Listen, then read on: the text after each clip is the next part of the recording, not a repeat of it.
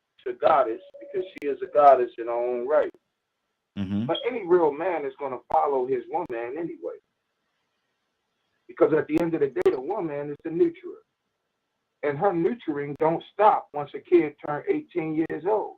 Mm-hmm. Any real man will tell you in most cases, when it comes down to choosing his mate, if he's a man and not a boy that chooses off of a physical feeling or physical look, there's something about you that has a quality that directly correlates to a major female influence in his life. Mm-hmm. Thus bringing me to my next point, which is any good leader is an even better follower. Mm-hmm. That is a guarantee. So good leaders possess, every good leader that I've ever worked for possess one quality that I truly, truly can respect. And in today's world, it is shunned upon. You know what that is, Raheem? What's that? They are transformational. Mm-hmm. That means that they see the world beyond, they see a situation, they see the world, a situation, and a circumstance beyond where you and your corporation is now. So a good leader, let's say a good leader is set in the midst of DKM. And we already touching 58, 68 countries. A good leader is foreseeing people sitting in the Congo with a radio listening to DKM. Mm-hmm. A good leader is foreseeing some of these topics that you guys have. We need to start writing scripts and start shooting some TV series or some films, because some of these topics are so deep that you can actually write a whole entire feature film of just y'all show alone. Mm-hmm. Or y'all show alone is a show, is a film. Mm-hmm. So good leaders have a tendency to be forward thinkers. And what happens is they wind up sitting in a room with a bunch of transactional people. And whenever you sit in a room with transactional people, you know what happens when something breaks up? The first thing they do is look for the manual. Well, what if we don't have a manual? Mm-hmm. What if we just got to use some common sense? So, you know, I just wanted to throw that out there. But what's really on my mind is that this is a platform to everyone's credit. This is a platform. This is the first and only platform. Well, I'm gonna say the first platform that I have ever participated in to where I set every morning around what I think are the greatest of leadership. You know what I mean? Like, if you painted a photo, you ever seen the photo where you got Theodore Roosevelt on there, you got Abraham Lincoln on there, you got Martin Luther King on there, you got Malcolm X on there, you got Marcus Garvey on there, you got all of these great leaders, John Lewis on there. You ever seen that photo? It's set like the Last Supper, but it's not the disciples. It's the leaders of our world over the course of, let's say, 60, 70 years, 100 years. When I do this panel and this show, I view this panel and this show specifically from that picture. Wow. There's Leonard, there's Toussaint, there's Rico, there's Raheem, there's Toya, there's Goddess, there's I call it a prayer. Oh my God, I forgot the lady name. The one who pray all the time. Willa. My spirit every morning. Willa. Mm-hmm. There's Willa. Here's Cat sitting right here. Okay.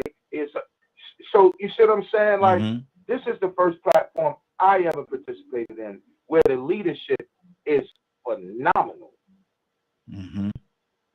So I appreciate that. That's all I gotta say. To God be the glory. Yes, sir. And now I'm gonna transform back into my original self. Absolutely. Captain, can we hear you, sir? Captain, you there? Captain, we got some issues with your line. You might be in a bad area. What we're going to do if nobody else, Captain out there in that exotic location, man. You know he's moving around like Jacques Cousteau. Exactly. You know what I'm saying? Exactly. if nobody else have anything to say on this particular topic, right? Let me see. Oh, we got him back in. Let me see. Can we get him? Captain. Well, I left out Bishop and I left out Cassandra. My bad. Okay, good deal. Captain, you there? Nope. His video is there, but we don't have any volume with him. We're gonna go on and transition over to our topic for the day. And Leonard, I'm gonna start it off with you, brother. Mm-hmm. As a whole, society, dealing with everybody in the society that we live in. Leonard, why? Give me your take on why are we so divided? There's a natural division. There's a natural division into people being concerned about themselves and their commitment to the society. Some people are not aware of their position in society. Some people choose not to participate in a certain way. I'm a big fan of stakeholder principle, and that's identifying your part in the society. You know, you got citizen, government official. Those are different positions. So when trying to get people to understand the right to vote as a civic duty, you teach them about citizenship and why it's important. This is why the movement was led the way it was led. We must become citizens of this particular country, because with the position of citizen comes rights. You understand? So it's always important to find out, you know, people say division. Division is not always a bad thing. People always speak of division as if someone forcing you not to come together and all this type of thing or what have you. You just may have a different skill set. Maybe a different skill set. It ain't necessarily division. It's just you do something else. The division of labor gets things done better. It addresses all the parts of the project. When you work as a project manager, you're working with several professionals, excellent at what they do. Your job is to make sure that they get to the end of the project successfully. I'm not going to tell the writer of the program how to write the program. I'm going to make sure that what he writes fits with the overall desired outcome of the project. You understand what I'm saying?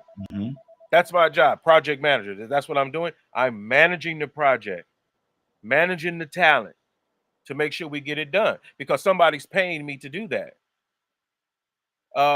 Professionally, like with consulting, my job is to help you develop your ideas. You don't come to me and say, I need a business idea. No, you come with a business idea and I help you develop your business idea. You know, I'm not here to run your business or anything like that. I'm to help you develop the idea. And if you want me to do something else, we have to negotiate that going forward. But one thing I never forget is my mission. Like I never forget my point for you street hustlers. Because I always had, like when people say, you know, leadership is different. And I got completely thrown off with Goddess. I didn't know if she was talking about in her house or downtown. Because I don't have people whisper in my ear, brother, I'm glad you here because we need some men lead. I stopped that brother immediately. If you have a problem with women leadership, we probably not going to get along. Because we need everybody. Women have something just as valuable to offer. And this notion that it has to be a man, that's what threw me really off. And when Goddess was talking, but then I assumed she was talking about something else. But that's the goal. Another area. Right. Distraction is going to come. That's just the nature of things. But your assessment of the situation should guide what you're trying to do. Because I've had a lot of people have a great idea, and by the time they finish talking, guess what? It wasn't as great as they thought. Yeah. It wasn't even that great as they thought. Good deal. You know, let's keep this. I'm gonna go to Captain now. Captain, hope we can hear you. Can we hear you? Can you hear me? Yes, sir. We got you. Captain, why are we we're talking about society, the whole society as a whole. We talk about everybody and asking the question, why are we so divided? Well, let me say this. I have time. I get on this line. I want you to know, I want to be like Dr. Leonard. That's nothing else in life. I want this man here, a book to say all the right things. Thank you for your words, and we thank for what she said, and I felt it because that's the nature of a real man. That she said, take charge, not try to. When you take charge, you are the same, basically. But the asking your is, why are we so different? Because we have so many people with so many brilliant, and everybody believes their idea is the right one. I like what Rico said, and I like what Curtis said. Right? I'm gonna be honest with you. I'm in debates and in conference all day long. And I'm gonna have to be honest. Into a conversation transition from this, and I don't bring topic. Matter of fact, when they get into the topics, y'all have already gave me the answer to other topics. I become Leonard. Believe that or not, Leonard, I become you. So I become Curtis. Yeah, Badger, I even become you. And I go to and I become with my sister. Y'all make me the best at dealing with every day. And we on this show, and we're covering in the most brilliant. I agree, this need to be a show that should be videoed and documented. Say this. We're divided because we have so many people who believe that they know the right is the right way. But until we can put aside religion, with us, politics divide us, and our social race divided. Why are we so divided? Because we cannot come together without bringing these things. Sometimes we have to. Man, when I was at that homegoing, that homegoing was so long with all, and they ain't no longer reverends, they bishops. They done moved from. It was so long, Raheem, that the man died, went to heaven, and he got long that gonna service was. And get the brother in the ground, y'all. Come on, what? So anyway, but in there's so many religious. They talked about what they believed in. But there was more people on this. They didn't have no real cadre of spiritual leaders. They didn't have no Muslim speak. But then you offend the art automatically after somebody turn to your neighbor, say, neighbor, I love you. Man, I don't feel like it. Neighbor say, I love you. Don't put me in that game. I'm Captain Dennis, partner. Go away. And that divides. Until we deal with first, stop trying to make people like yourself. Wow. If we do that, brother, we'll try to make people like yourself. Just universality. I talk a little long. Forgive me, brother.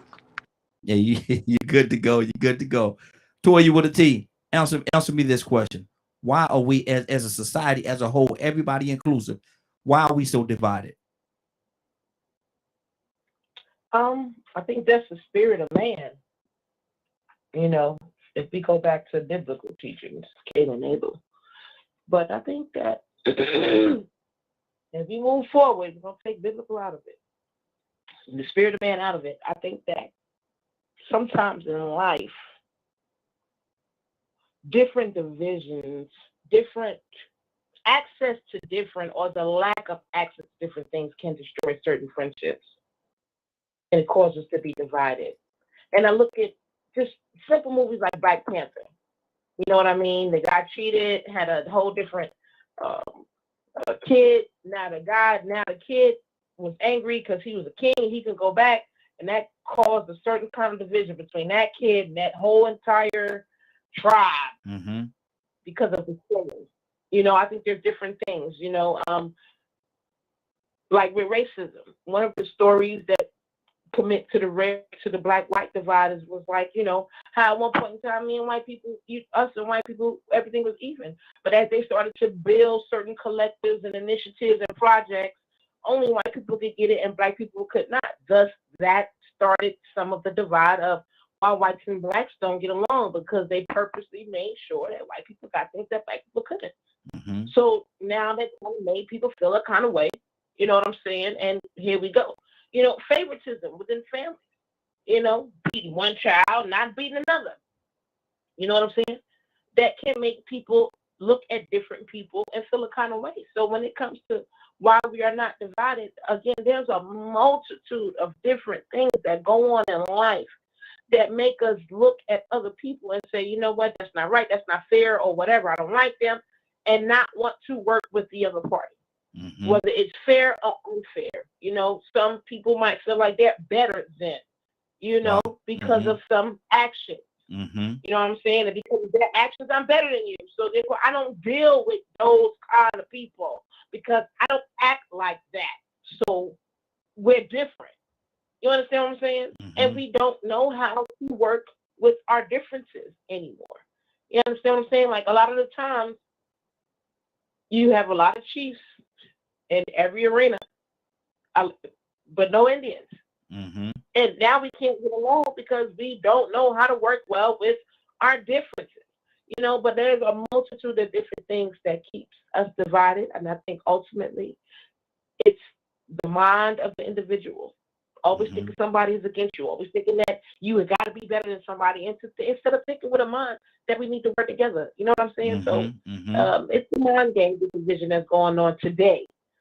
But it's still as a human being. Absolutely, absolutely. Badger, good morning, sir. How are you doing this morning? Good morning. Badger, asking the question, as a society whole, everybody inclusive, why are we so divided? Man, I'm loving some of the answers. To me, my view is responsibility in our choices. I mean, there's so much that has separated us across the board to the point of, you know, having a conversation in general can sometimes even cause a separation. Lack of being open-minded. In essence, I guess, when everyone, it's not possible that everyone will get along 100%. Yet when a lot of times we can get along, but it's always certain topics where things cause so much emotion that we start reacting and not being responsible for ourselves. And when those reactions the reactions with emotion start getting to a certain degree, it makes us not be able to get along. So for me, it's my perception is it boils down to us as individuals and how open-minded and the choices of what we do in the moments that we're given, if we're going to react or actually have a conversation. Okay. Let's go to Goddess. Goddess as a whole, dealing with the whole society, everybody included. Why are we so divided?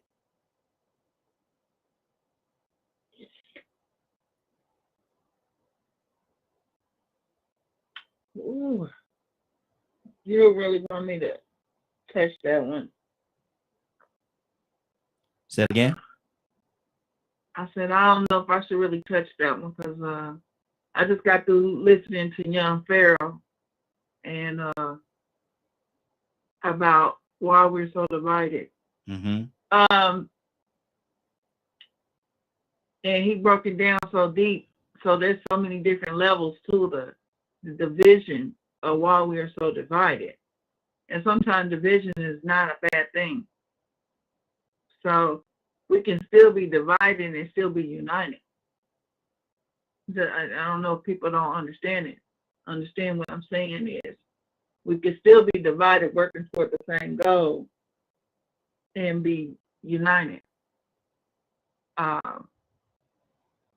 Like you might have some people, I'm going to use that as an example. You might have some people over here that are great gardeners, and some people over here that are great, work good with cattle. And put them two together because they're united, they're still working for the greater good of feeding the community or feeding people. So you can put those two together and then you can feed a whole community. Just using that as an example. Okay. But then you have an entity, let's say like Bill Gates, who's buying up all the land from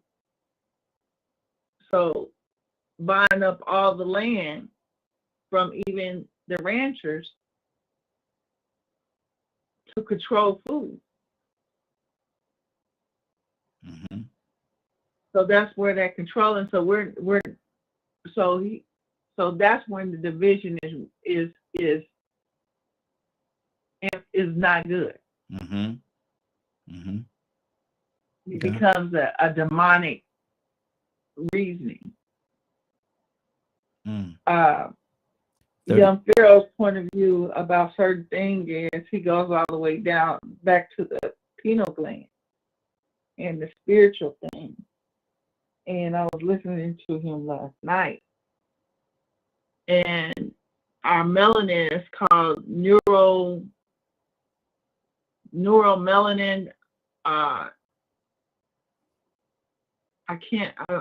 It's neuromelanin or something like that. Mm-hmm. Mm-hmm. Where our pineal gland and black melanin people have the pineal gland. Mm-hmm. And their pineal gland has not been hardened. And a lot of people don't know that they put fluoride in our water to actually destroy our pineal gland and destroy us. Mm-hmm. Wow. Okay, you gotta wrap it up, sister. We're over 3 minutes.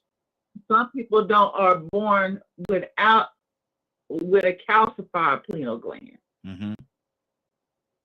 That's why and so it breaks down all the way to our melanin. So our melanin is what is part of the earth. And it's the positive part of the earth. That's what makes us human. Good deal. Let me keep this thing. Another thing of people that are not. We got 3 minutes, sis. We got to keep it moving. Please.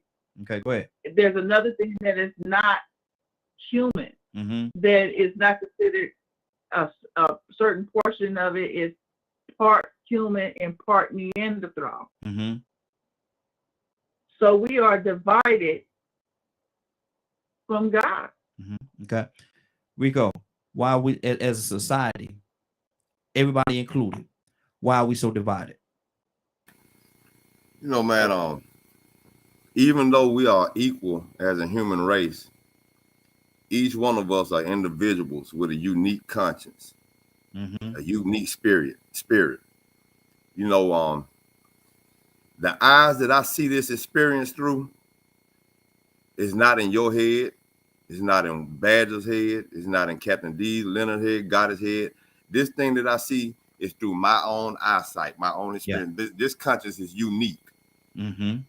And each one of us with this unique conscience, we all have something in common as human beings. We have interests, personal interests, individual values, agendas, passions, things that we love and crave and desire.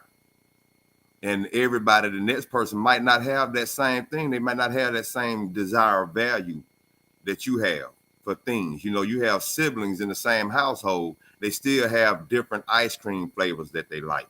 They each have their own favorite fruit. They have their own belief system, that unique conscience, that individual agenda and value system that you have. So you ended up probably in, this is like when you meeting a wife or meeting friends, you meet people that you have those things in common with. Yeah. You might have a belief system, a reason why you like chocolate ice cream better, a reason why you don't like bananas, the reason why you don't believe in abortion, and the reason why you do believe in abortion. That unique thing. You see, you know, this is something that I noticed about human behavior, man. Drug addicts really showed me just how weak the human desire is. You could take something such as a small piece of crack and make that person value that more than anything in life. And from that point forward, until he get it out of his system, that is what his interest is. That is his personal interest. That is his passion. He's getting high and getting that feeling again. That's his unique experience. Now, other people might look at them dope fiends. Look at them dope fiends. They're a drug addict, but guess what other people are addicted to? Some people are addicted to money. Some people are addicted to sex. Some people are addicted to porn. They value these things. They value a very open sexual lifestyle. So that's what they promote 24/7. Free sexuality, hypersexuality, guns. I'm Second Amendment. And they cater to those people that believe in the same things. You know what? I believe that white people are superior. You know what? I think that too. You think so? I think so. Come on, let's form a group. And let's divide ourselves from people that think that we are superior and that everybody is equal. It still comes from a unique perspective from your conscience. So that's what keeps everybody divided, because we all have our own personal experiences, personal interests, and our own values that we desire. That's going to always make that natural division, but at the same time, it creates the balance. Exactly. For those that have that negative, that takeover spirit to want to control everything. Then you have another side that say, I don't believe that one person is supposed to just run the show like that and control everything. Well, you know what? I don't believe that either. Well, let's come together and form opposition. You got to balance this thing out. So now you have division, but it's division in a good way. Still it's still about the personal interest. And then meeting with other people with like minds that have the same interests or something similar, achieving the same goals and to get the same values that they have in common with each other. Absolutely. Captain, I see y'all nodding your head in approval. What's on your heart?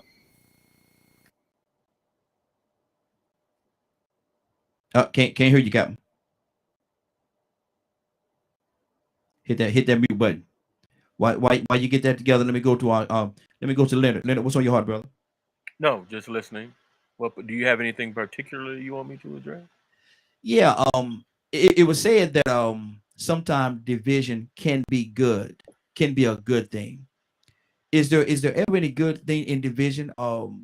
Because if we are divided, how can we ever come together? Well, first of all, you know, we love to say we divide. It's become popular to say. Sometimes it's popular to say that just to create division. You know, it's buy-in is important. And once I get everyone on the same page, we can move forward, but you have to be on the same page. This notion about division and what have you, there are protocols you can put in place for division. If Captain Dennis is the captain, then he is the captain. That period. How he leads, if it's successful, the desired outcome will be great. Like, say, for instance, I don't go try to tell Captain Dennis how to run the peacekeepers. But I'll sit there and follow him wherever he goes because he's doing something that's working, that's positive. You know, and it's that thing that I think frustrates the majority of when you're trying working in organizations and trying to organize people, just people. You have to appeal to a greater good or a greater bad, depends on what team you own. Mm. So the notion that there won't be opposition, prepare for it. Yeah. Don't assume everybody should be thinking the way, because that's unrealistic. Mm-hmm. To think that everybody's thinking the way that you think. Everybody has different things that go on in their life. When I'm doing this, I'm doing this. But when I'm not on, I'm not on. Mm-hmm. Like say, for instance, shout out to my man. We're gonna do a telethon for him and his organization. My man, Dr. Slaughter, over here tomorrow. Mm-hmm. My organization partners with his organization. So now it's time to raise funds and help him make sure that his work gets done. So that's what we're gonna do for him. Then we have another issue where we're supporting a person who's fighting a case of wrongful imprisonment. Mm-hmm. So from our organization has to go do that. And all these different things in different cities that they do. That's different, but we have the same mission and how we approach it. We're going to approach it with kindness and understanding. We're not going to discriminate and all these other types of things. So when people are talking about division, what division? Mm-hmm. We got to get beyond these. Oh man, I almost cussed. We have to get behind these small-minded notions of getting things done. Mm-hmm. There's lots of ways to get things done. And just because everybody don't want to do it, don't mean it's a bad idea, but they can go do something else. Yeah. And so then we start doing something that helps an entire community as opposed to just picking and choosing. Mm-hmm. You can't be like a one-trick pony, as they say. What's next? You know, we get lots of cases that come in and things like that of people that wanting help. But guess what? If it does not fit into our criteria, we try to refer that person to someone else. I had one person I was working with an organization. They just called down their cuss. Y'all don't help no white people. Y'all don't. Brother, do you need some help? Then what is you calling me for? Mm-hmm. Mm-hmm. Exactly. You talking about what we don't do. You don't know what we do. Mm-hmm. So if you need some help and you white, we will help you too. But you're going to go through the same criteria and vetting process like everybody else. Exactly. Let me go to Toya with a T. Toya, what's on your heart, sis?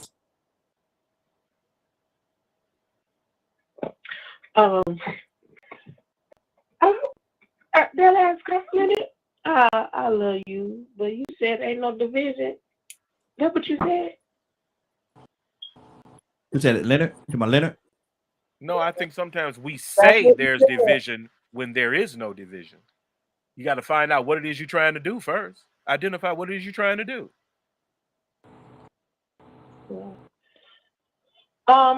So again, so in 2022, we don't have some divisions, right? But I think one division right now is the treatment of, again, we don't go to the divisions in just color in my community.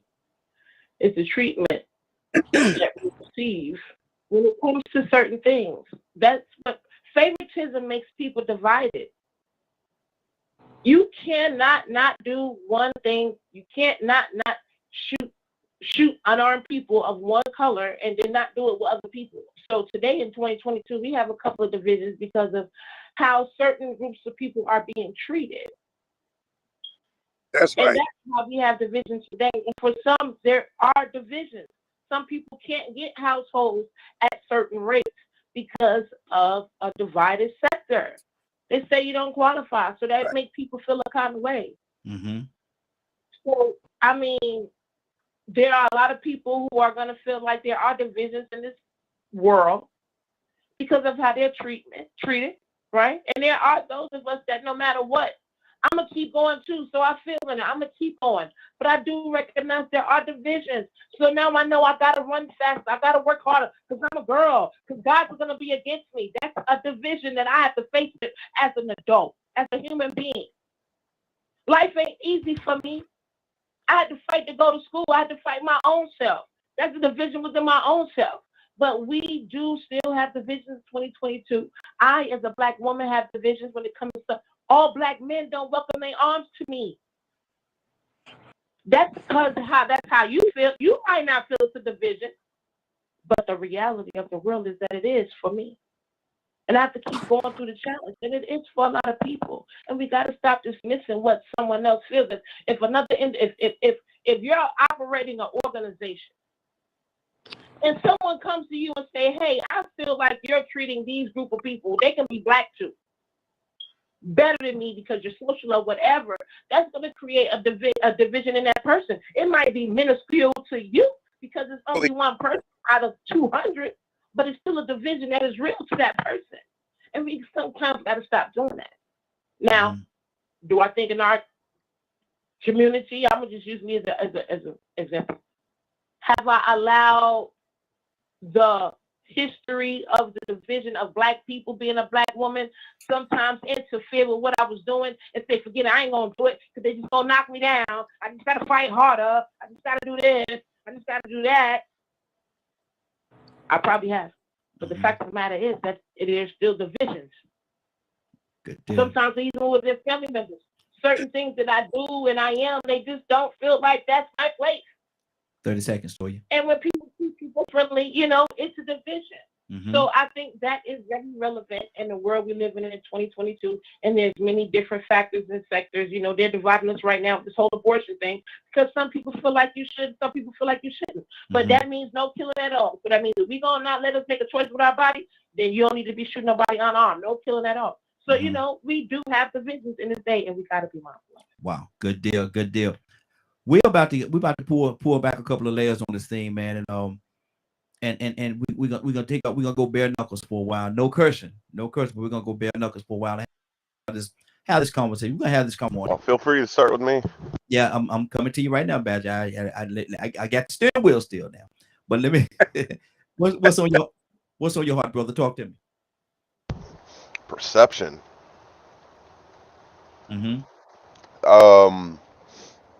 I've been on the Morning Glow for how long now? It's been a minute, right? Yes. And I've had a lot of comments thrown at me. And I'm trying to remember how, because me and Leonard was having a conversation yesterday. Because I needed help understanding some things. Now I'm trying to remember how you said it, Leonard.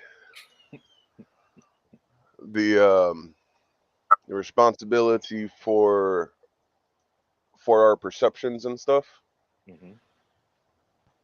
Of like holding on to certain thoughts, certain teachings and things like that, and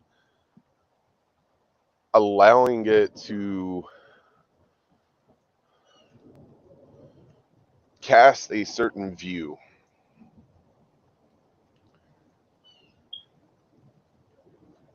Or expectation of how a person's going to behave, react, and things of that nature.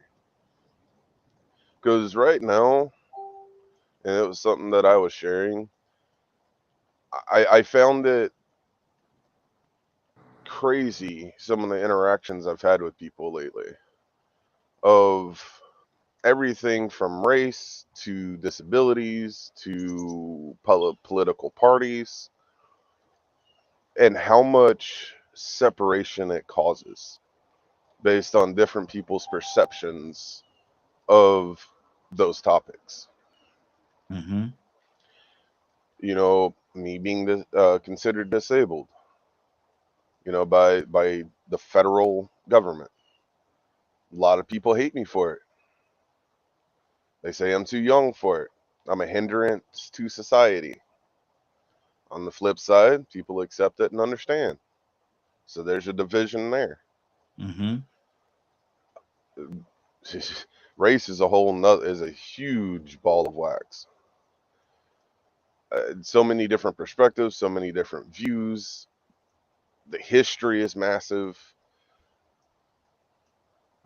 Emotions are all over the place. But the biggest thing to me is in throughout history when things are learned or come to the surface. It's either done to gain knowledge or it's done to be put out there to cause separation. 30 seconds, Badger. As an individual, which one do you choose? We got Cassandra with us this morning. Cassandra, good morning. How you doing this morning? Good morning. Cassandra, we're talking about and we go on bare knuckles this morning. We're not cursing, Cassandra. Now you know you might let us one slip out every now and then. We're not cussing, but we're going bare knuckles and asking the question as a society as a whole. Cassandra, from your view, why are we so divided? I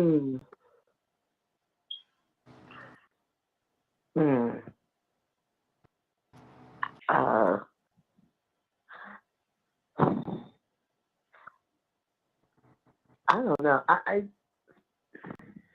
think somebody said perception, and I think that's a good word, because the way that we see people or the way that we group people has been a serious issue when it comes to division. All black people lazy, all Mexican people this, all white people that, all gays this.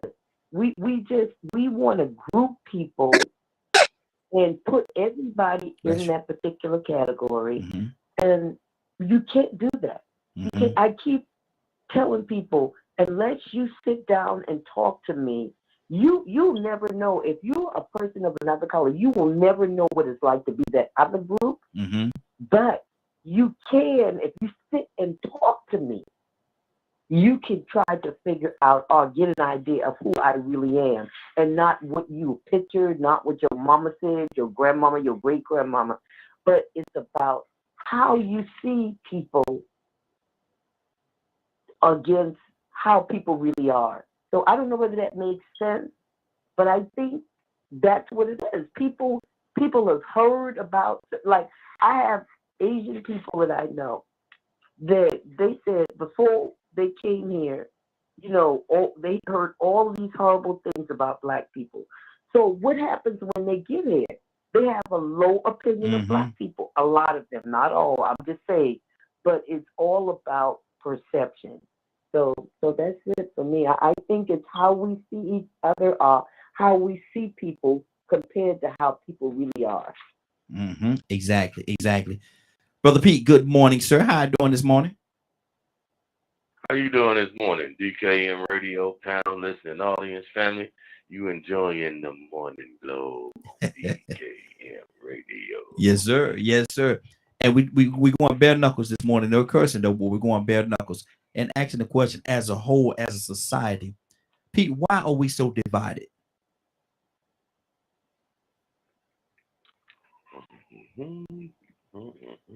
Yeah.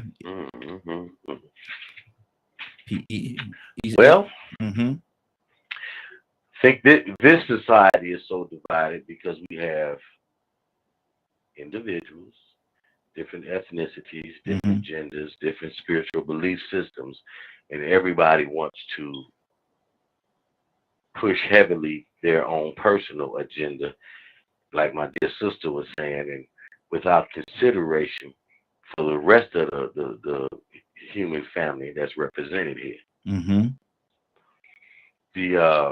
If you're speaking about America in particular, America is a salad bowl of everybody represented on earth. It's a unique situation.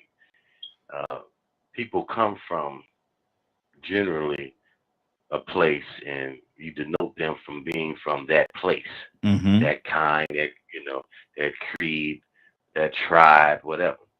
And it's all here in America. So we don't have a one set foundational culture that everybody can embrace as being truly their own. So we have a competition, an unnecessary competition here, that we are pushing for our individual, annexed situations to who we are and where we come from, so to speak, and not understanding that we're here.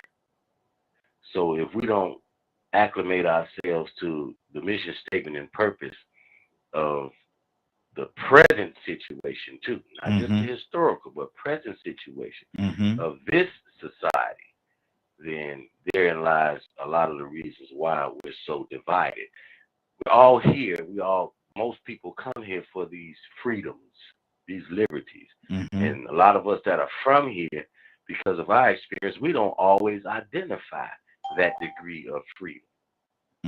Just being on the radio, we talked about it yesterday, being on the radio, talking, being disagreeable and having some dissent against the function of this country, right? And your local state politics, the judicial system, the school board, county commission, or whatever, right? And it gets you killed in a whole bunch of countries around the world. But yet you can come out here and bomb blast the president, throw the whole, Congress under the bus and run them over, so to speak, with your speech and your words. 30 seconds. They're not coming to arrest you.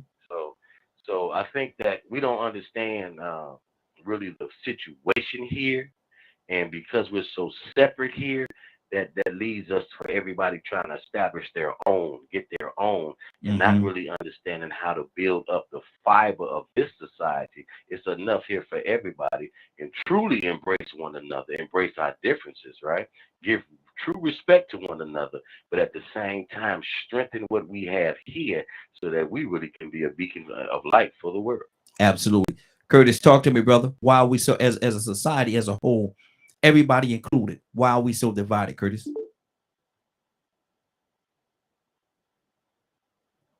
Kurt, you there?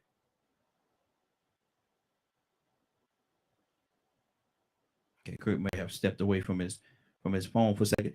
Captain, can we hear you? Can we hear you? Captain, you there?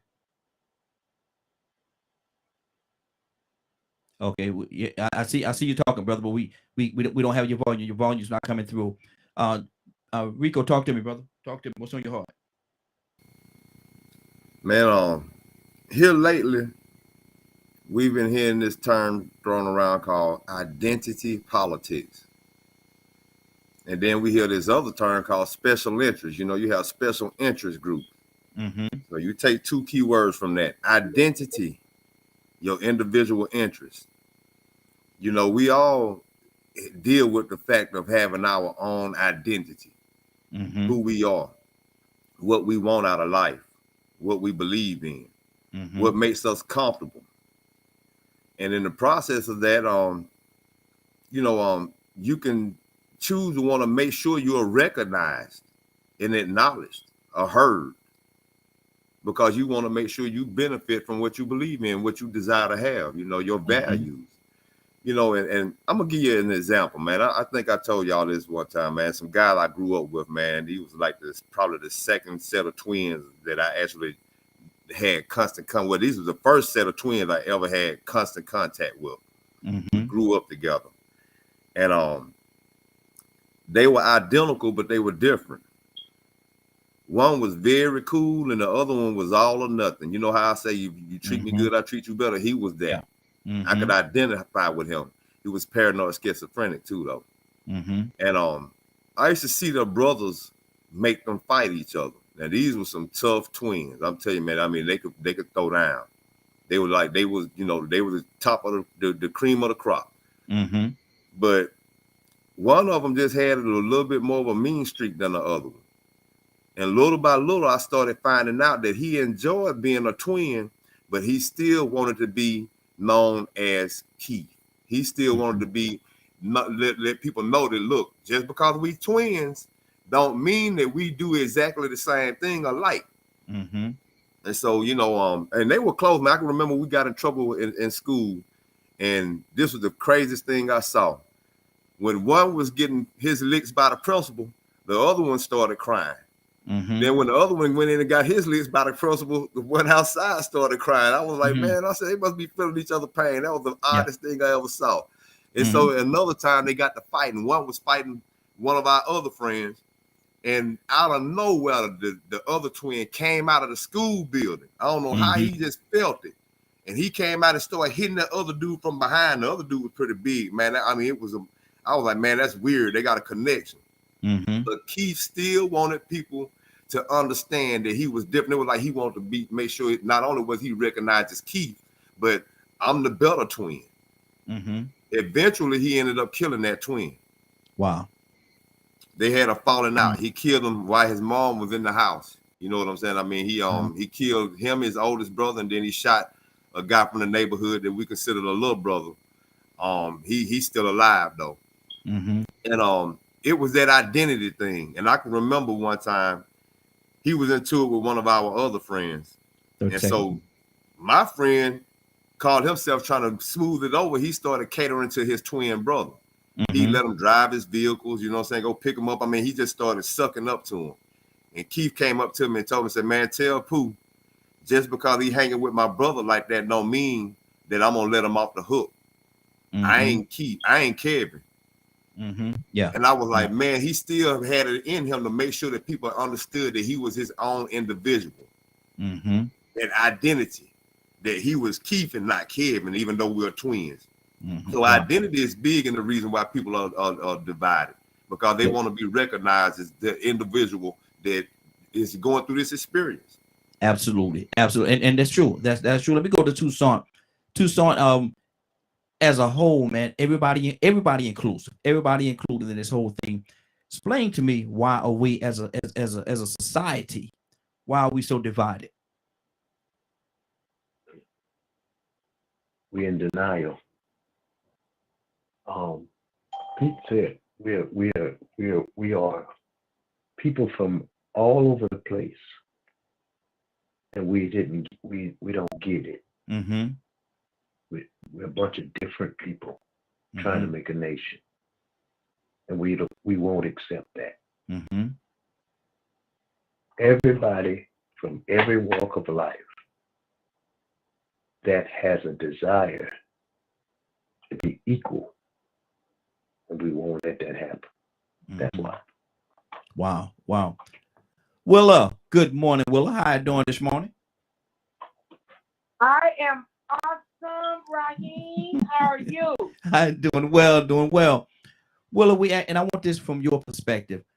We're asking the question, as a society as a whole, why are we so divided? Why are we so divided? And before you get an answer, let me get a phone number, 508-924-3521, 508-924-3521. Give us a call. We'd love to have your input. Willa, why are we so divided? Oh, that's because we're living amongst the wheat and the tare. The Bible tells us that we live amongst the wheat and the tare. So by our own human nature, we are divided because God has given us that free will to choose in this life what we want. And just like a lot of the panel said, a lot of people, just like what Rico has said, a lot of people want their own identity. And even when you, just like the twins, they were so together, it reminded me of Cain and Abel. Like they were so together, then in the end, he killed his brother. So we, by our own human nature, we are divided because we have the free will to choose. And a lot of times we don't want nobody to tell us what to do. We don't want even the Almighty to tell us what to do. We want to do what we want to do. We have that freedom instilled in us. It's my life. I can do it the way I want to, and you don't tell me how to live. That's why we don't follow rules. We don't follow laws. We just want to do what we want to do, but we have to, as a society, as a human, be governed under some kind of law, or we'll be just like animals. But we act, that's why a lot of people say we act like animals.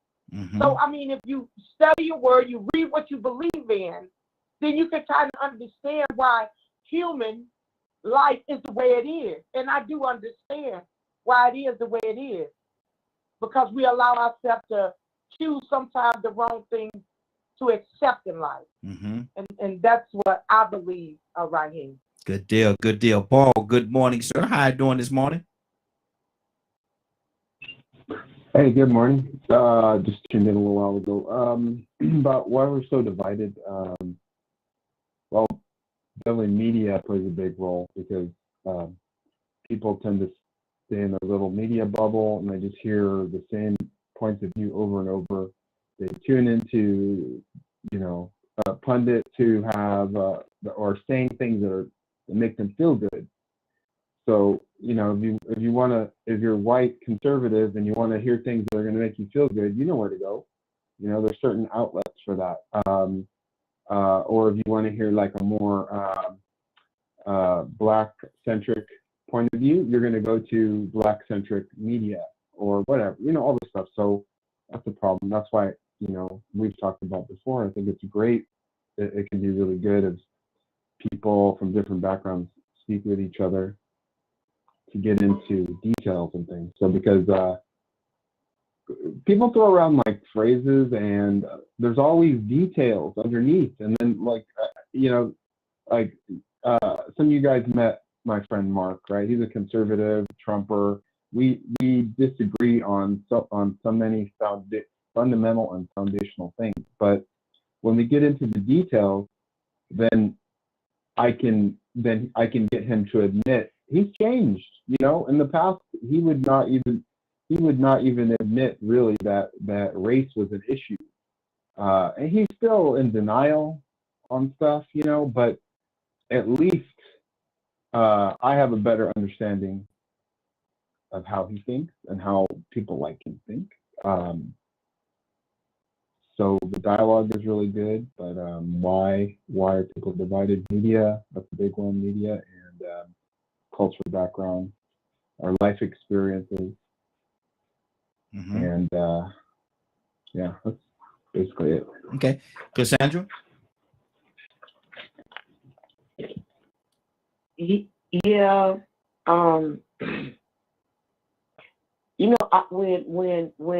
When we meet people, we should be totally open,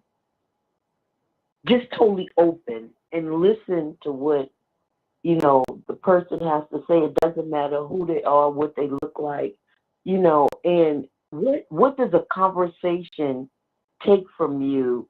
And like Paul just said, people's minds, they may not stop being a Democrat or Republican or whatever, gay or whatever it is, but at least you will have a better understanding if you hold a conversation with the person.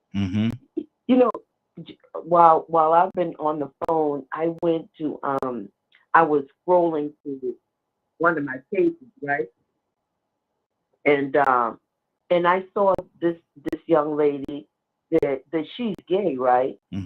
And I've heard her story. I know that she was raped by a woman all through her childhood.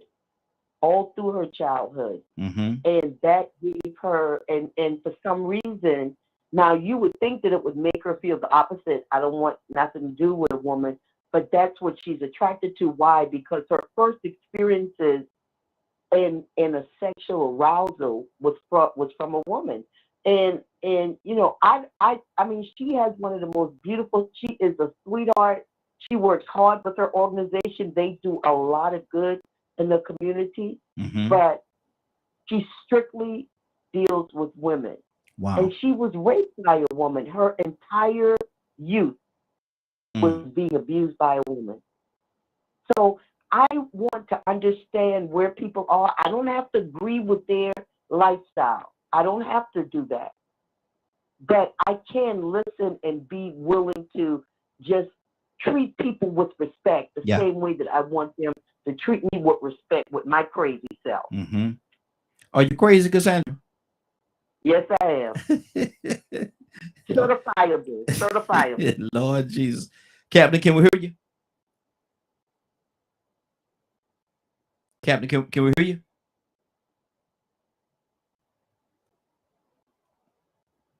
Might be. So man, Captain went from Ohio to Dubai, man. He in an exotic location, man. You see how he travel? He don't play. Exactly. Hey, look, how you saying? Don't tell him where yet right now.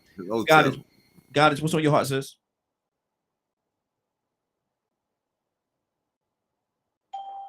God, is you there? Okay. Toya with T, talk to me, sis.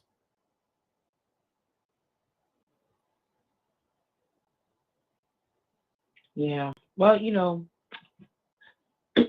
everybody had wonderful things to say. And everybody's opinion. This conversation, this communication right here, this is what makes it better. I like what Cassandra said. Some of us, I think, we put ourselves in God's place and feel like we want to put somebody else down because of the way they live, because they don't live like us. You know what I mean? And again, that creates a division that'll make you probably, again, not associate with a certain group of people because they're gay or because they're drug addicts or because their specific ethnicity. Doesn't necessarily have to be a division because of the party whom you're looking down on. You know what I'm saying? So I think, if we just kind of let God do his judging. Come on. And I feel like this. If you living on this world, he done already judged. If you're still walking around here, he don't need no help me taking you out. So when we make choices and decisions to be wicked and represent the devil to do something, you know what I'm saying, or cause harm to somebody else, we need to charge that individual, not the whole race, not the whole gender. You know what I'm saying? Now all one gay whoop your butt. Oh, now I hate all gay people now because I got beat up by one gay. Like, no, that's not cool. Charge the individual for the crime. Yeah. And not the whole entire squad for what one person done. And then take a reflection, because a privileged spirit can put itself in predicaments. You know what I mean? And test waters now because you're privileged. And if you think that all black people like that, why would you take your political line over there? You know what I'm saying? And engage in something to start something. So I think we really just have to take time and look at each individual situation. Let's deal with each other with open mind. I think I've heard people say that today. Let's have communication with an open mind. And regardless of the differences, let's still move forward. Because I guarantee you this. Everybody on this platform, we all got our ways and how we feel about the United States. Trust that, but we're still here. Yeah. And we can do all this business all we want to. But the moment anybody ever comes over here to infiltrate, what are we all going to do? You understand what I'm saying? We're going to stand up and fight for our country because we are united in one fact that we all live here. This is our home and we cannot let nobody infiltrate it. So these distractions, you know what I'm saying? We're really just burning up energy. And they may be some infiltrators, but still at the end of the day, as humans, we're collectively united on more things than what we acknowledge, even though we need to have conversations about everything else. Find a way to bridge that gap. Captain Leonard. I'm back. Okay. Yes, sir. I need you to do something for me. Yes, sir. But that's the good bishop. Bishop Gregory Adams. Good morning, sir. How you doing this morning, Bishop? Man, I'm blessed, man. I am blessed, man. Enjoying your conversation. I was really captivated with the story Rico was telling about the twins and the identity of one as opposed to the other. And it's unfortunate one killed the other. But it ain't nothing but a Cain and Abel of today, you know, based on that story. One was envious and jealous of the other to some degree. And so we move forward. What you got? Asking a question, and we take the glove. We ain't got no gloves on this morning. We bare knuckles. Certainly we're not cursing, but we bare knuckles. And asking the question, why are we as a society as a whole, everybody included, why are we so divided? What do you say to that? I think Dr. King summed it up best in one of his speeches, the drum major instinct. I must be first.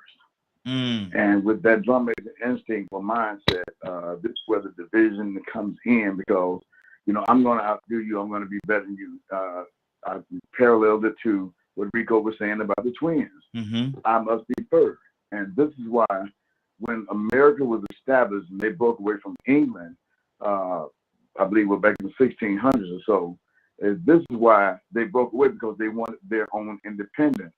And then they didn't want to be governed. And this is where this country is today. It's still with the same mindset. We're destroying one another from the inside out without the ability for us to communicate or try to reason. We just want to build something and try to destroy, but act like, you know, we're together. Act like, you know, we will do X, Y, and Z together, but in all actuality, we're divided. I talked to a party that I'm affiliated with, and some of the members of the party began to criticize me, and I'm like, well, how in the world are we destroying ourselves from the inside out? I don't want to be a part of an organization, a group that's steadily killing each other from the inside out. And if you would please, bear with my my ignorance as it relates. I want to pose a question, and if it's okay with you. Yes, sir. Go ahead. The FDA is trying to regulate menthol, take the menthol out of cigarettes. Great. I don't smoke. I don't condone smoking by any means, but I believe in the freedom and of the choice. In the legislation, it says we want to stop black and brown from smoking menthol cigarettes. But it ain't just black and brown that smoke menthol cigarettes. It's white and Asians smoke menthol cigarettes as well. In the legislation, it specifically identifies the black and brown community. When it becomes an issue of identity, or demographics of a race, so then it becomes an issue for me. So I spoke out against it. And someone said, "Well, you're a preacher. What you doing? Upholding smoking cigarettes?" I'm not upholding smoking cigarettes. I'm opposing them indicating or identifying race, black and brown. So what's going to happen is, if I use you for example, if Raheem decides to go into a convenience store, and the FDA has deregulated smoking menthol cigarettes, and Raheem gets the cigarette and he lights it up outside of a store, and the police drive by, hey man, what are you smoking? I'm smoking a cigarette. What kind? Next thing you know, you got a ticket. Yeah. And you get a right. You get a ticket for smoking a menthol cigarette. You ain't going to court for no cigarette ticket. Next thing you know, they got a bench warrant for your arrest. What I fail to say is that the tobacco industry and the state stands to lose $6.6 billion. So how is the state going to recoup their money? By writing tickets and or arresting blacks. Yeah. So you talk about a country united. They didn't say white. They didn't say Asians. They said black and brown. If I can, and this goes along with what you're talking about, is there not a division or an established division of race identity in order to be targeted and citations written? And I know Rico can answer this very well, because was it not Eric Gardner choked to death because he was selling a single cigarette? So if your panel can weigh in on that one, because it really does go with what you're talking about, divided. Okay. Well, this is what we're gonna do. We're gonna stay where we're at right now, and we'll come back to that toward the end part of the broadcast. So everybody stay locked in. We're gonna deal with that at the end, because I want to stay where we are. I don't want to shift everything up like that.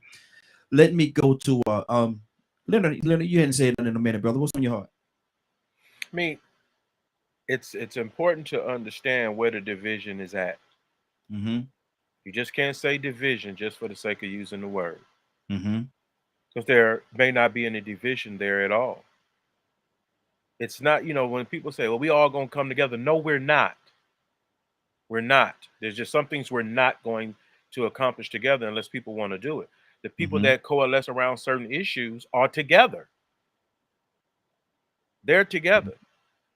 That's their issue. Now, where's the division that you're talking about? Some people think it's division because black people have different opinions. Is that division? Or should people have their own opinions? You got some people that want everybody to do what they want them to do. And to me, that's crazy. I don't want to live like you. I got to be my own person. I can agree with you on lots of things, and we can fight the enemy together. But I don't want you sitting at my table making decisions for me every day. Diversity speaks to the need for division that way. Now, when you're talking about division to destroy a purpose, that's different. That's different. We have the freedom of religion for that very reason. So we can worship how we see fit. Is that wrong?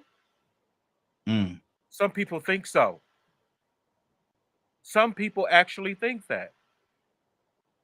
And then when you got people in, like, say, for instance, all black organizations don't have to work for the same thing. You do your part, I'll do my part, and we'll progress together. Just because you can't see where it's a plan, don't mean there isn't a plan. such as like I work for organizations and help them with strategic alignment, because we want to make sure that every part of this organization understands what we're trying to do. And this is how we're going to align ourselves to get that done. We may have one person over here in the entertainment. We may have one person over here in the health and wellness, public engagement, law enforcement. However, that is what's necessary to get the work done. We want to outflank our enemy. So one, the enemy can't consume us the way that they have been. Division is great, but there must be a guiding principle. Don't just say division for division's sake. Your liver don't need to do what your kidney doing, but they need to work together to keep you alive. It's good. Most of systems are based off of the human body and how the human body works, and you develop organizations for that purpose. Like I say, for instance, what's the good of having all this other stuff if you ain't got no brain? You know what I'm saying? So I have issues with everybody a lot of times when it comes to certain issues. Sometimes I just listen, because I don't have to be in the front. I don't have to say nothing. I'm going to go along with what you say. That's why I came here, because I like what y'all been doing. I just want to know how I can help do it. Like when I met you, I had no intentions on coming to your show. Yeah. I was asked by somebody else to fill in for them, and it led to this relationship. Exactly. And I'll always ask you, what do you want me to do for you? Because that's all I'm interested in, is what you want me to do for you and your show. That's always my focus. Good deal. Good. 508-924-3521. 508-924-3521. Navy, good morning, young lady. How you doing this morning? Navy, you there? Navy, wake up and go to sleep. Wake up. Navy, there she go. There she go. Navy, good morning. How you doing this morning? We can't hear you, sis. We can't hear you. Can't hear you. Yeah, nope. Can't hear you.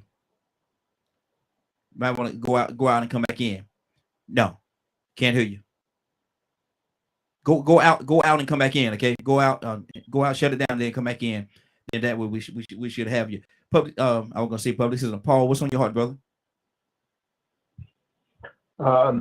Yeah, I guess kind of piggybacking on what Leonard was talking about, is that like the division thing, it's sort of it's kind of real, and it's kind of an illusion in a sense.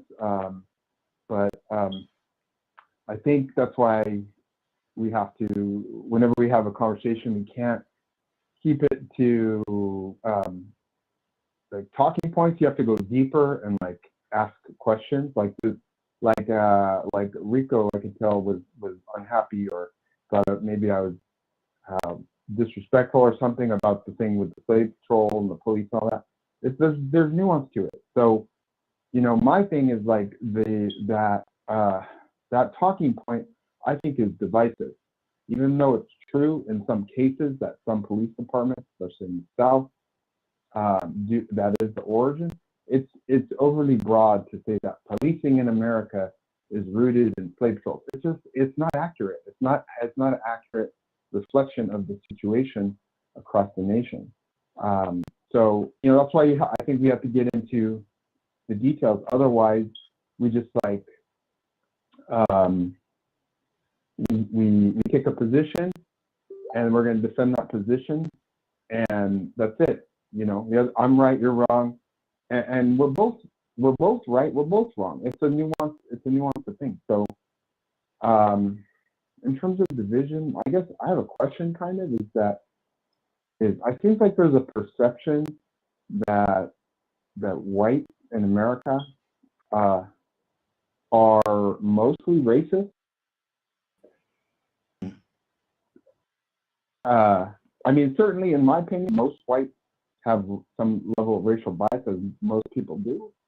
But just from my experience, I don't see it. I mean, I don't see that most white people have bad intentions towards non-whites. So I guess it's kind of a question / comment. Okay, and that would again, that will go towards the individual that you talk to, because some people would feel totally different. Some people would be middle of the road, and some people would be totally on the opposite side of that. And so it's based on who you deal with and their experiences that they have had with people that don't look like them. And so that again plays into what they're. See, a lot of times people only thing a person can speak about or talk about it is their own experiences. They can't talk. I can't talk for Rico, Leonard, Badger, Paul, you, or anybody else. I can't speak on your experience because it was your experience. You went through that. I can speak very clearly on mine and what my experiences were. And so, I can speak on. Now, do I think all of them are racist and stuff like that? I would never paint with such a wide brush. I would never paint with such a wide brush and go down that alley and say that all of them are. I think that would be very unfair. Can I say something? Oh. Yes, go ahead. Go ahead, Toya. So, some of the people that owned slaves might not have been racist either, because it was just the way of life back then. Mm-hmm. That's how they did things. All of them wasn't brutal. It was some of them that was a little way over the edge, but the fact of the matter is, regardless of if that's the way of life, and the rest of the country might not feel that way about the police, the fact of the matter is that it was Black people's reality. And when you don't stem from that, how can you identify with the Native Americans who got all their people slaughtered in order for them to get here to build this great country? When you're a part of the great country, your entire race is what built that so-called great country for y'all, and that's all y'all know how to live on. So anytime you make a comment to a whole race of people that was, my great-great-grandfather was dragged out the house, forced to be having sex with people, it just feels kind of sounds weird, and I'm just throwing that out there. Mm-hmm. Mm-hmm. Cool. Badger, you wanted to say something? Yeah. Finally got my thoughts together. So, when I made, there's been comments before that where, and I put a thing on Twitch of how within religion, there's always fights and things like that of my God is better than your God, right?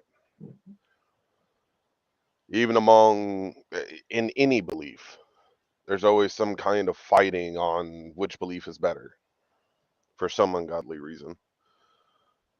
But when we're talking about the racial stuff, a lot of times I hear what I went through was worse than yours. And I've heard the comment many times of what the Native Americans went through wasn't as bad as what Black people went through. And me and Leonard was talking yesterday about the laws and codes that were made back then that didn't just target Black people, they targeted mulattoes and Indian savages. So they were all grouped up together through all of that stuff, considered the same.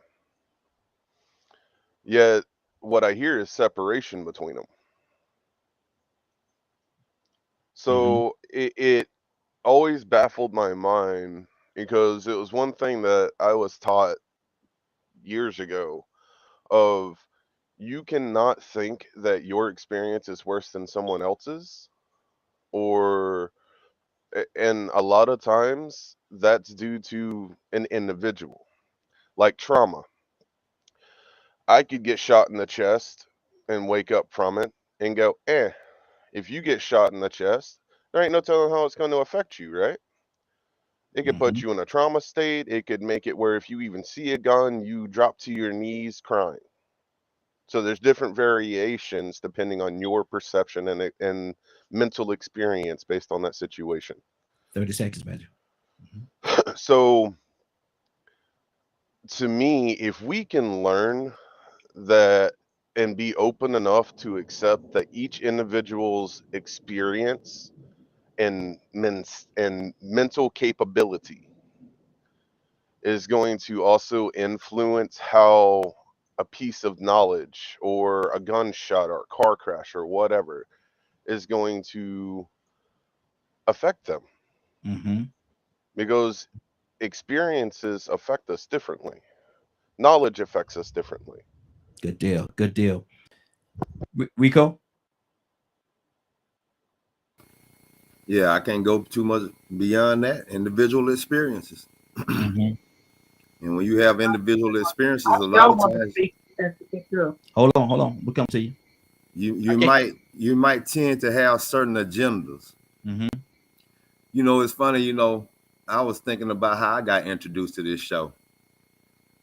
I got introduced to this show by an infiltrator that had an agenda. She wanted to cause some division. And some people embraced her. And some people believed all the lies that she said to keep us divided from communicating with each other. Am I lying, Toya? I wish you could hear me in the background. You ain't lying. But she had an agenda. And it worked. At one point in time, we was black and brown. We was being so considerate. That's in our nature. We've been embracing people and inviting them into our homes, and just, you know, we don't feel right unless somebody else come in, and we so welcoming. That's right. But she was an infiltrator.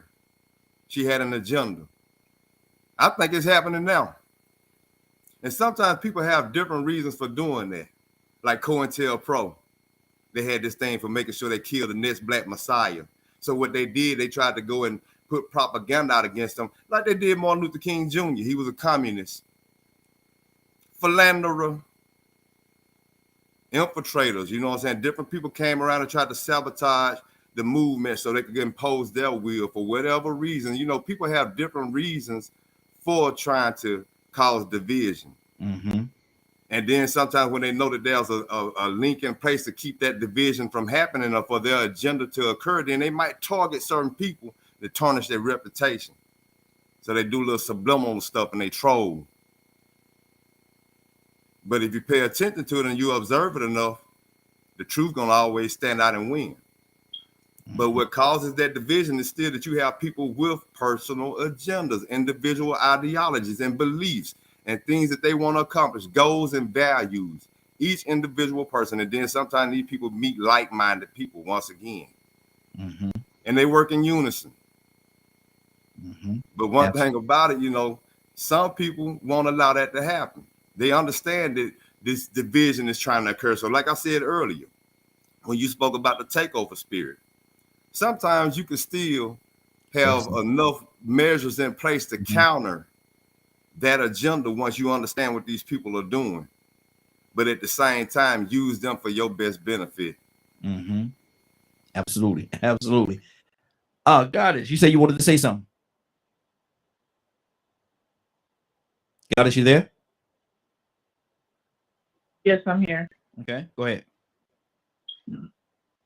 I was listening to a couple of people, but I just want to make sure that we understand that when they were talking about, when he was talking about he doesn't think it was public citizen or whatever. And then also I want to address what Badger said. Badger, it's not against the Indians and the blacks, because actually most of us that are black are Indians. We just had to, you know, it was a time where they had to make us say that we was black. Okay. So let's just get that straight. And then when it comes to how we were talking about, he doesn't know how the white man has been throughout United and throughout history, all history, and that's why they want to let go of the history. But all the things that they've done has been against civilization as a whole throughout the world.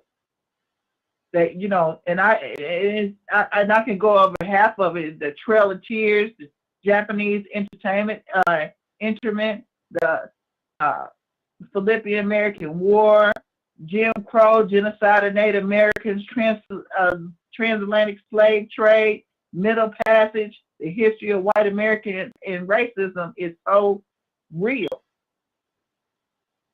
Black Code, Slave Patrol, Ku Klux Klan, War on Drugs, Treaty on Guadalupe, Hidalgo, how white racism grew out of slavery and genocide. There's so much. It's so much. The Southern Strategy, the rape of enslaved women, Madison Grant, the Indian Wars, human zoos, how the Jews became white. That was really weird right there. You got your Tulsa riot, Rosewood Massacre, Tuskegee Experiment, lynching, Hollywood stereotypes, Emmett Till, Vincent Chin, the Indian boarding schools and how they did them. I could just go on and on and on. You know, this is the character. This is what the character is. And the fear has always been in Black people ever. 30 seconds, Goddess. Ever got together and meet up, but that's not part of us because we have a divine spirit in a soul. So we're not going to ever team up and just go out to go harm and kill somebody, even if you enslaved us. That's just not what we're going to do. Because that's not what we're meant to be. Good deal. Good deal. We are human. We're part of a divine creator. Good deal. Cassandra, we'll come to you next. Cassandra, you there?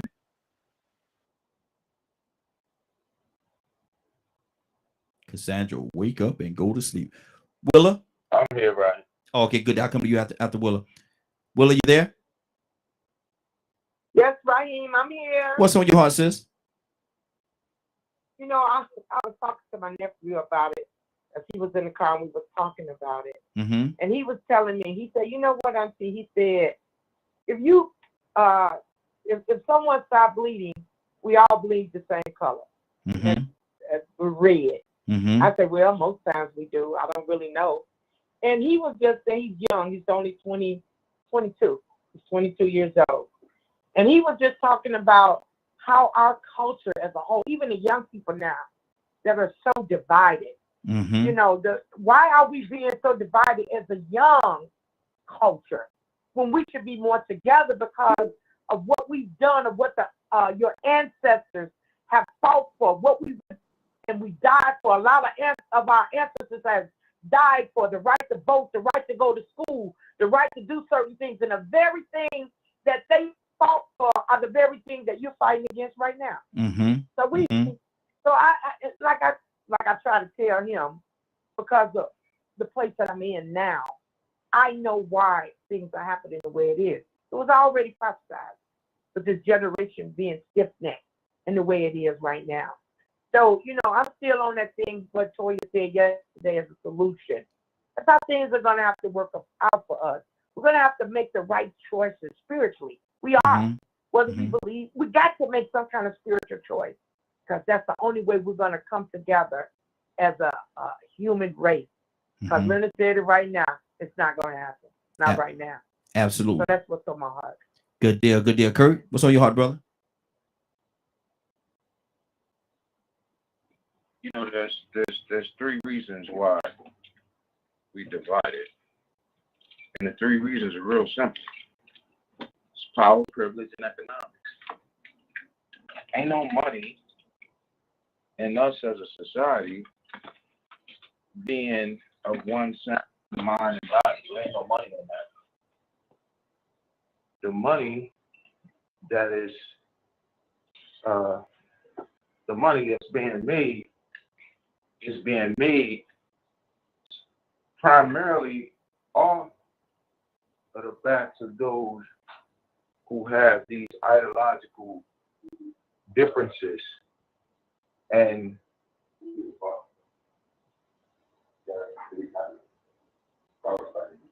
Let me check.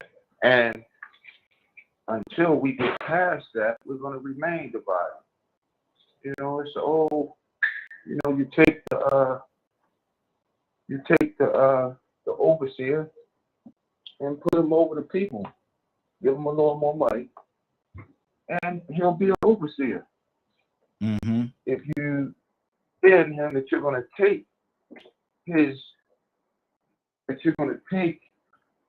ability to put food on the table, he's going to go with what is convenient for him. The whole thing is power, privilege, and economics. Mm-hmm. That's what it is. At the end of the day, the whole thing is power, privilege, and money. Mm-hmm. You take the good, you take the bad, you take them both, and there you have the facts of life. You know what? You take the good, you take the bad. Don't. You take them both, and there you have the facts of life. Oh Captain, my what's on your God. heart? I said it 2 times.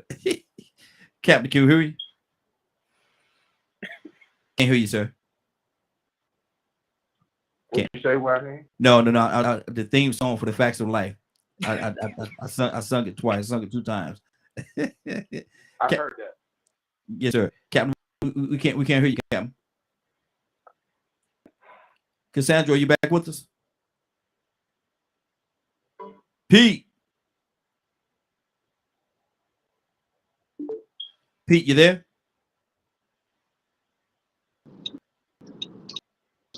Pete, wake up and go to sleep. We got a little less than, we got on 40. We had 46 right now. I want to go back to the topic that Bishop was talking about. Bishop, catch us up to speed to what it was, and we're gonna comment on that. We're gonna have open discussion on that. Bishop, you there? Yeah, I'm right here. I was just presenting something that's being pushed down the pipe through legislation. The FDA is trying to regulate the menthol in cigarettes to reduce cancer in the Black community. And cancer is not only in the Black community, cancer is in every community, but the legislation clearly identified the Black and brown community.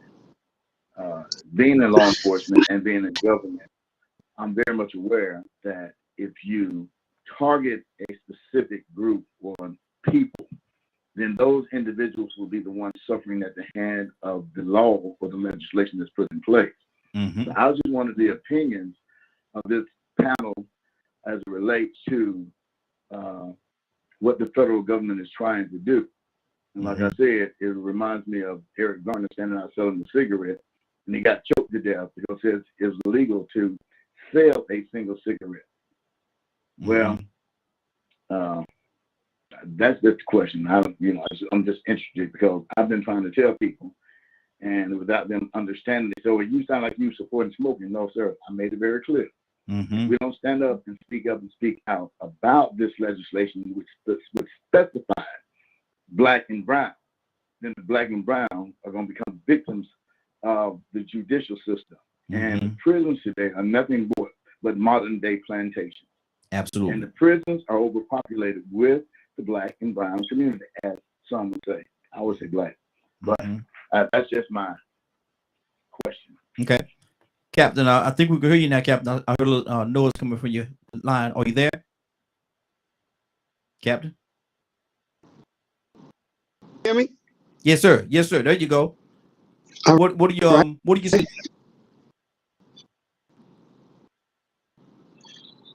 What do you say about that with the cigarette situation? Well, I can't. So we got to pass the mic on the cigarette. Okay. Do you want to speak on the last topic that we had before we move on? You want to say something on that? Why are we so divided? Yeah, I had got off for a minute. I had to go. I mean, I think I like it all narrow living in the society topic when I was sitting backyard. Hey, Captain, we're having a hard time. You're breaking up real bad, brother. We can hear every other word. It's just me, okay? It's the same with y'all. Can y'all hear everything he's saying? You can't. Okay. All right. Hold on, Can you hear me now? We can hear you, but it's breaking up. Let me move my mic. Try. How is that better? Yeah, that's a little better. Go ahead. Let me hear it. Go ahead. No. You're all the way out now. Rico, talk to me, brother. I mean, I guess we're gonna go back to the cigarette thing. You know, Yes. I hate to say it, man. You know what I'm saying? You're gonna have to go on and How put about me in now? the corner. Go ahead. I'm sorry. Go ahead, Captain. You're gonna have to go ahead and put me in the corner, man. But it's almost like a damn if you do, damn if you don't. Hey. You know, I sort of think about how they got rid of the flavored vapes because it was targeting the youth and the way they was marketing it. So now you can't buy it because it's unhealthy. Mm-hmm. And so the blacks, us, melanated people, we have a bad problem with these cigarettes, and the menthol is one of the things that actually influence that addiction a lot more. Now, I hate the fact that they actually legalized this nicotine and the menthol that created this addiction, but now you have addicts. Mm-hmm. They don't call them addicts, but they're addicts. And these addicts are going to want these menthol cigarettes because they've been smoking them for 20, 25 years. I used to smoke them. I smoked over 20-something years. Wow. And it was hard to quit, man. I'm telling you, it was hard to quit. Even when I wanted to quit, it was hard to quit. You got to have a lot of willpower. Mm-hmm. But what it will end up creating is a black market for menthol cigarettes. Mm-hmm. And when you create that black market for menthol cigarettes, then you're going to have people going to jail for crimes, new crimes, that's going to fill some more pockets and make up for that money for the lack of sale legally. Mm-hmm. So now they've created a condition. I say that all the time. Conditions are created. Yeah. Now these conditions are created, and somebody's still going to get rich off of it, and somebody's going to lose. And it's 9 times out of 10 going to be that person that bought those same cigarettes legally at one point in time. Mm-hmm. Sad as it is, that's the truth. Paul, you wanted to say something, brother?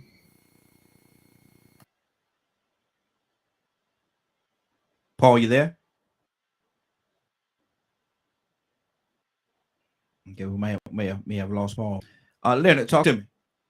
Oh, you know, I like what Bishop was saying. And anytime there is a law that designates anything about race of people, you're gonna have to pull it back and examine it for its long range effects.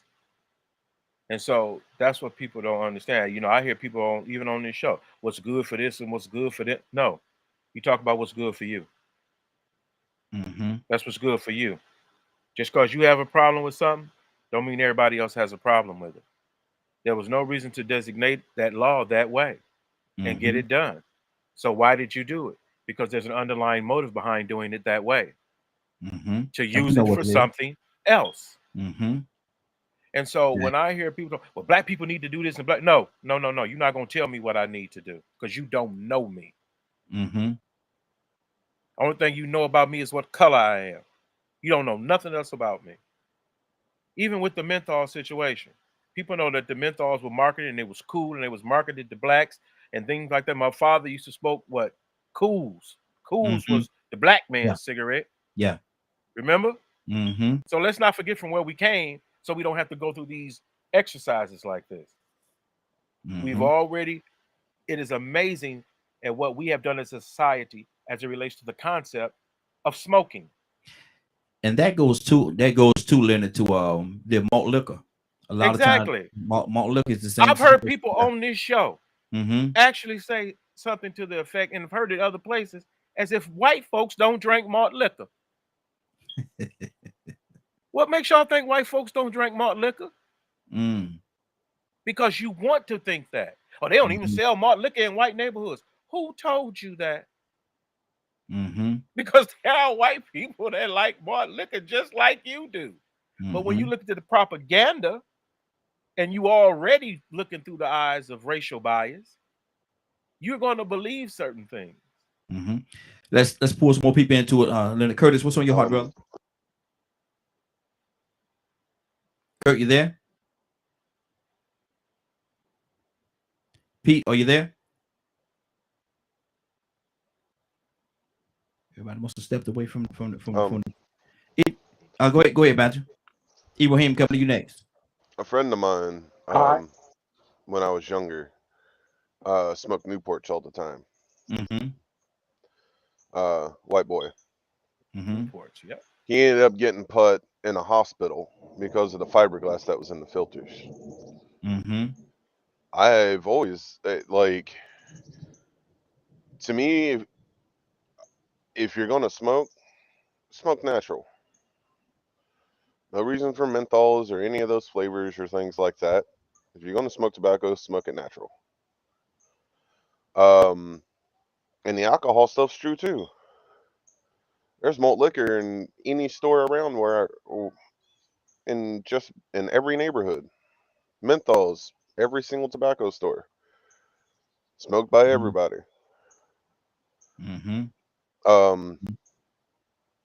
And science has proven that, like, fiberglass, the additive of giving the menthol flavor causes lung issues more so than most other things when it comes to smoking.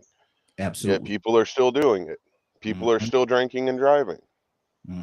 Good deal. So I'll wrap it up for Badger. You got just a few more minutes. I want to touch some more people. Go ahead. Did you finish your thought? Yeah. Okay, good deal. Ibrahim. Yes, sir. We talking about the situation with the cigarettes and them targeting the menthol cigarettes and saying they're targeting black and brown people. How do you feel about that? Well, I feel like this here. I've heard a few things I've heard said, and it just showed me that we still don't have a grasp on one basic thing. Sometimes what affects one person affects us all. No man is an island, right? And I was addicted to cigarettes for over 40-something years. I think I started when I was about 13, and I recently quit when I was 62 when I was diagnosed with emphysema and acute bronchitis. And I'm still suffering from that. And that might be one of the things that might end my life eventually, because my lungs get worse and worse every year, even though I stopped smoking abruptly when I found out that I was going to die from smoking. I mean, I used to talk all that noise, about this, that, and the other thing. But my addiction affected not only me, people around me. When I smoked around people, the smell, the stench, I can smell the stench now. You know what I mean? That tobacco and everything. And it was used as a marketing tool as to sell. The whole idea about black this, black that, white this, white that. Every community was marketed in different ways. This is how you market things, you sell your product.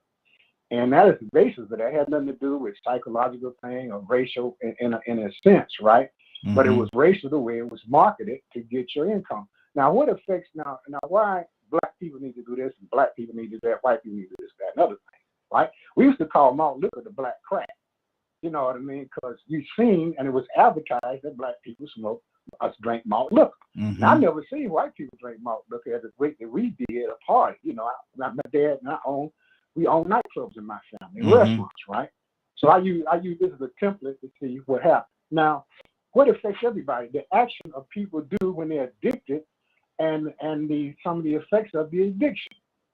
Anger. You get up without a cigarette, or you see people drinking malt liquor in clubs. I've seen people kill each other drinking malt liquor or liquor and smoking cigarettes, and eating that Wrap pork. it up from Ibrahim. Pot or something like that. You see people start shooting at each other and acting a fool. And that's the same way you see now. That's part of the process, because that's the lifestyle that we're involved in, and that we've been marketing and advertised, and we accept this and become parts of our culture. The Irish are famous for drinking. Okay, Ibrahim, we only got a few minutes, brother. We got to keep it moving. I appreciate you, brother. I really do. But we got to keep it moving. Let me go to and I want to throw another thing in there that a lot of times was an issue, and that was the cheap wines like Wild Average Rose and Thunderbird and stuff like that. Cisco, exactly. Yeah, exactly. Stuff like that, man. It was definitely an issue. Willa. Hey, Raheem. What's on your heart, sis? I was listening to y'all talk about the alcohol and the advertising, the cigarette smoking. My mother used to smoke some Virginia Slim regular, those long cigarettes. And I mean to smoke almost a pack a day almost. But none of us, I have 4 sisters, and none of us smoke because we saw what it was doing to my mama. Yeah. Now my daddy, he used to drink Granddaddy, 100 proof Granddaddy. Woo. Out of all my sisters, only maybe one of them drink, but they don't drink the 100 gram Granddaddy. They may drink a beer or something. I just said that to say, I was talking about free choices earlier, and I just said that to say that that's why we got the free will to make our choices. Sometimes we mimic what our parents do and what our friends do, but I just thank God that I didn't get caught up in none of that. That's what's on my heart. Good deal, good deal. Toya with a T, talk to me, sis. Hey, listen, that wasn't nothing but the devil, honey. Our possession. Yeah, listen, I just got delivered in November from smoking. I praise the Lord. I don't even have to taste. Smell of it weeks. I've been praying to God to deliver me from that for years. But I remember when I picked it up when I was 19, I picked that up as a way to cope, as a way to deal with things, and then it became a habit. So you can say that some things are marketed towards people, but the devil gonna do whatever he got to do and use whatever he got to use and manipulate whoever he got to manipulate to keep us apart, to keep us in bondage, to keep us, dying. I know white people that do everything black people do, and I know black people that do the same thing that white folks do. Yeah, I know both that don't do nothing and some that do something. But the fact of the matter is that are there people out there with agendas that are just for us? Yep. But there's also people out there that got agendas and they don't care who's going to get it. They just about greed. You know what I'm saying? So I believe anything that's sent to destroy you, when you indulge in it, now that I see, because I'm still working on God to deliver me from a lot more things. Cursing, aggressiveness. I mean, I'm still a daily work. But when I look back at some of the things I did to myself. Now, Toya, you don't be cursing. I'm working on it. I cuss like a sailor. I'm working on it. But he's delivering me. You know what I'm saying? And I just have to say that whatever it is a trick of the devil. And you can be delivered. You can. It can be an agenda. But you don't have to fall into that agenda. It can be hereditary. It can be because you saw it.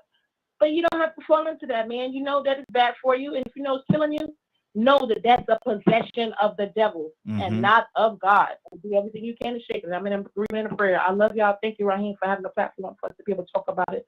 And it is a trick for black folks. But either way it goes, we're going to stand up and fight.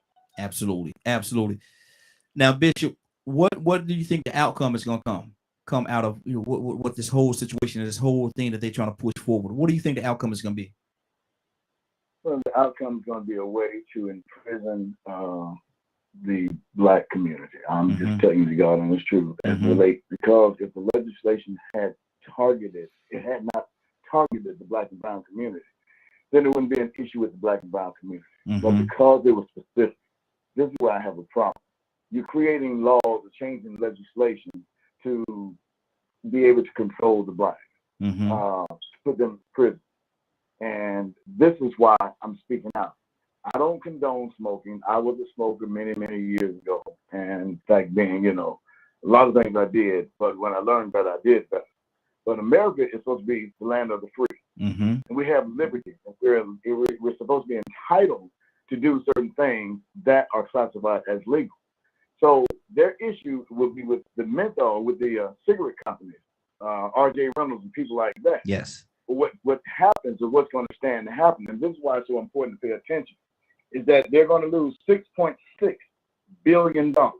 And this is going to be the tobacco industry and the state. So the state is going to have to recoup that money that they intend to lose from the tobacco industry. And how can I recoup that money?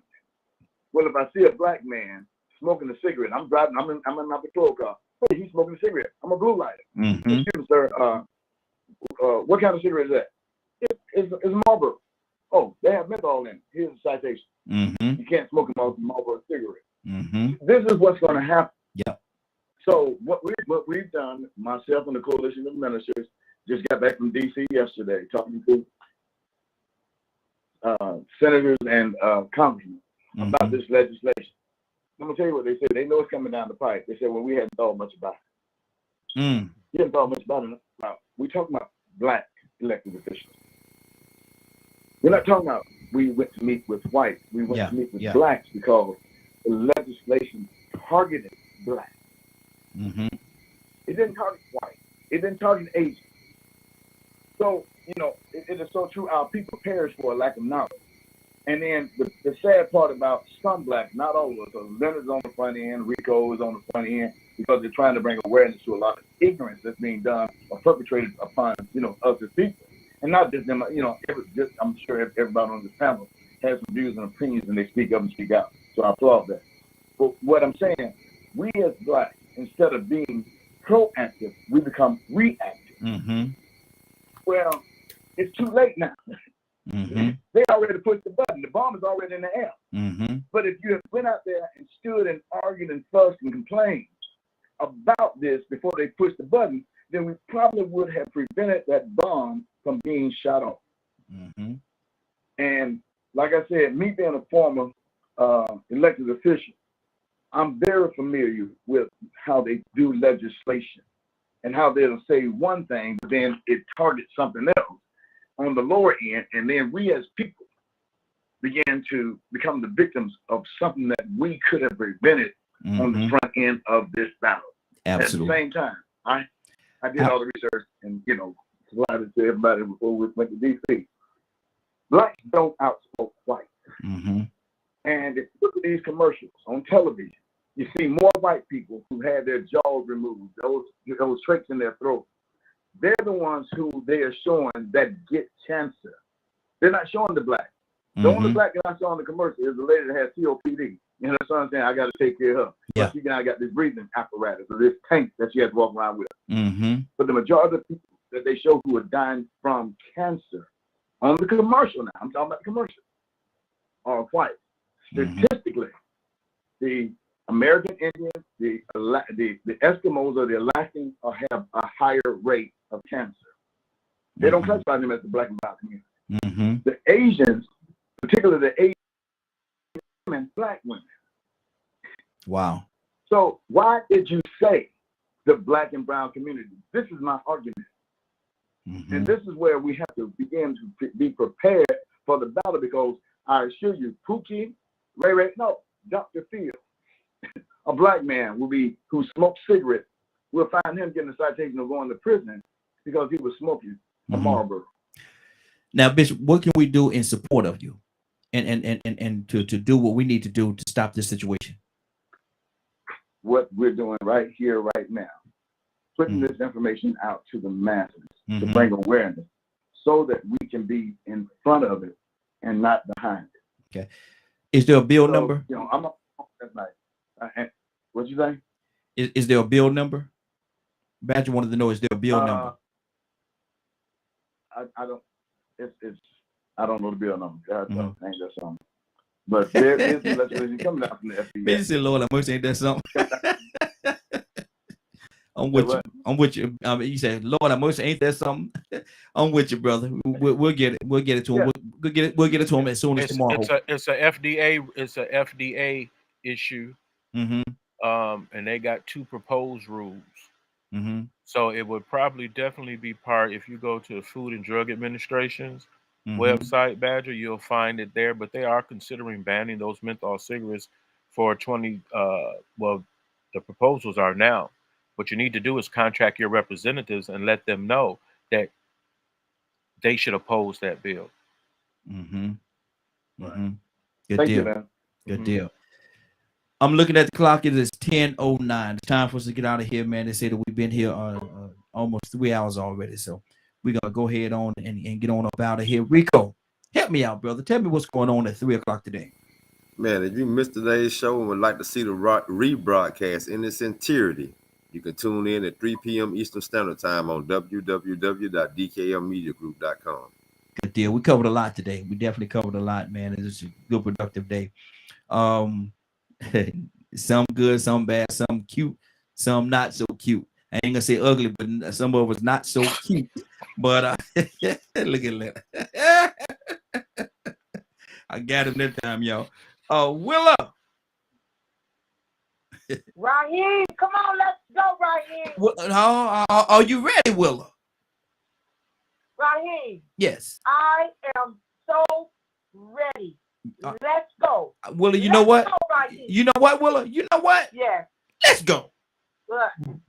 Let's go, Raheem. Let's go. Father God in heaven, Lord, we thank you. We thank you, Lord, for allowing us to get up this morning, Lord. Allowing us to get our relationship right with you, oh Lord. Father, we thank you so much for allowing your protection, your guidance, your wisdom, and your understanding to show up in our lives. Thank you, Lord, for what you've done and what you're going to do. Yes. Father, thank you for the protection that you bestow on our family. Thank you for allowing the Holy Spirit to dwell in us, lead us, guide us, direct us, and show us your ways. Father, we just thank you so much. I'm asking you, oh Lord, to touch each and every last one that's on this line. Give them a blessing, Lord. And Father, let them know that it's you. Let them know that no man can do what you can do. Father, I believe that it's already done. Thank you so much for Raheem and the Morning Glow family. I thank you, Lord. I honor you, glorify you this morning in Jesus' name. Amen, amen, and amen. Thank you, Lord. And amen. Amen. Been a great broadcast. I want to thank everybody for joining us. And more than that, I want to thank you for allowing DKM Media Group and Associates and the Morning Glow for being a part of your day. It is now 10:11. You're about to exit the Morning Glow. But before you go, I want you to do me two favors, if you will. One, I want you to continue to pray for us because we're certainly praying for each and every one of you. Number two, why this is real simple. I want you to go out there, find somebody, and give them a hug because you never know. It could be the only hug that they get, or it could very well be their last. Love you, and ain't nothing you can do about it. Have a great day and a better tomorrow. That we shine some of this light on you from the Morning Glow. Take it out there into this wicked and cruel world that we live in, and let your light so shine. If you get an opportunity, give somebody some love. You just might find some love in return. Won't that be a beautiful thing? Have a great day, and please, please, please be blessed. Talk to you tomorrow. Lord, say the same. Take care of each other. Love ya.